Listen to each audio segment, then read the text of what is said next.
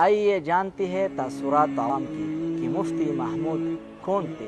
مفتی محمود مفکر اسلام تھے۔ مفتی محمود قائد عوام تھے۔ مفتی محمود ایک عظیم مبلغ تھے۔ مفتی محمود ایک قادر الکلام شاعر تھے۔ مفتی محمود ایک عظیم مفسر تھے۔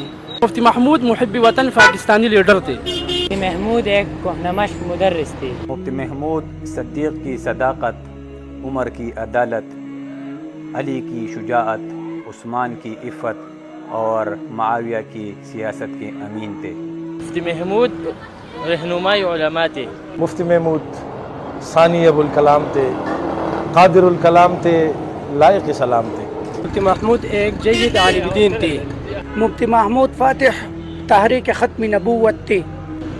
مفتی محمود ایک بیدار مغز مفتی تھے۔ مفتی محمود وقت کے سب سے بڑے سیاستدان تھے۔ مفتی محمود ایک بے مثال شیخ القرآن تھے۔ مفتی محمود بہت بڑے شیخ الحدیث تھے۔ مفتی محمود وفا کے پیکر تھے۔ مفتی محمود ایک نباز فقیہ تھے۔ مفتی محمود ایک شعلہ نواح خطیب تھے۔ مفتی محمود ایک شاندار مقرر تھے۔ مفتی محمود رہنمائی علماء تھے۔ مفتی محمود ایک اوسلمن لیڈر تھے۔ مفتی محمود تواضع و انکساری کی نشانی تھے۔ مفتی محمود صاحب عفت اور حیا کے جوہر تھے۔ مفتی محمود صبر تحمل کے پہاڑ تھے۔ مفتی محمود ایک مشاق اور خوش الحان قاری المقری تھے۔ مفتی محمود ایک حوصلہ مند لیڈر تھے۔ مفتی محمود شیخ الہند کے سیاسی جانشین تھے۔ مفتی محمود علم و وفا کے پیکر تھے۔ مفتی محمود آئین کے بانی و رکھوالی تھے۔ مفتی محمود جرأت و بہادری کا نگینہ تھے۔ مفتی محمود سے اصول پرستی کا نمونہ تھی۔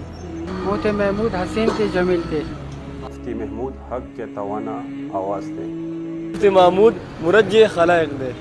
مفتی محمود مشائخ کے دلوں کی دھڑکن تھے۔ مفتی محمود اغیار کے سامنے صدی سکندر تھے۔